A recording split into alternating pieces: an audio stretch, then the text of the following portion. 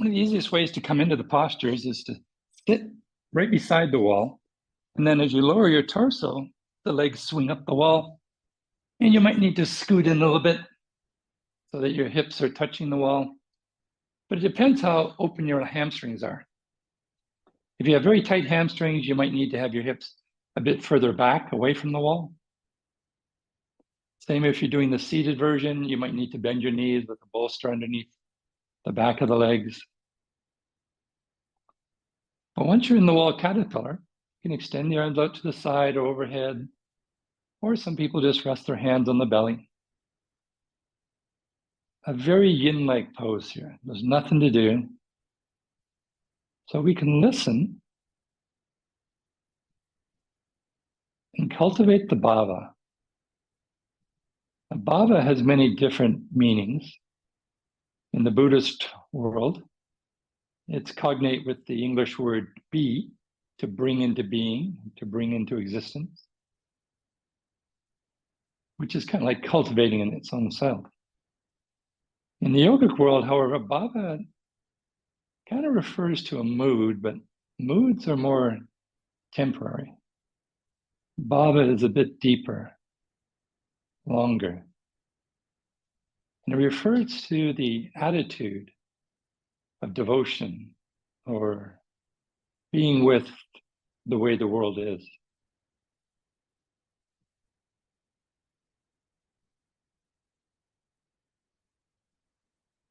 And music itself is a great way to move our mood or cultivate a Bava.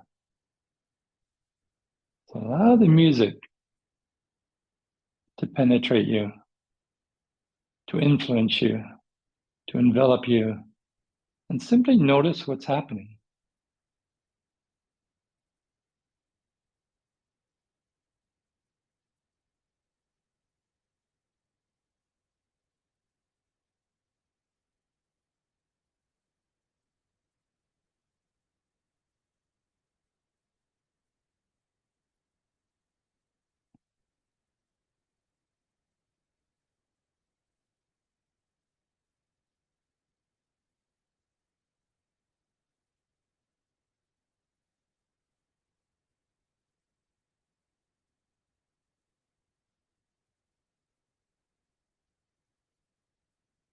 There's always some emotional backdrop in every moment.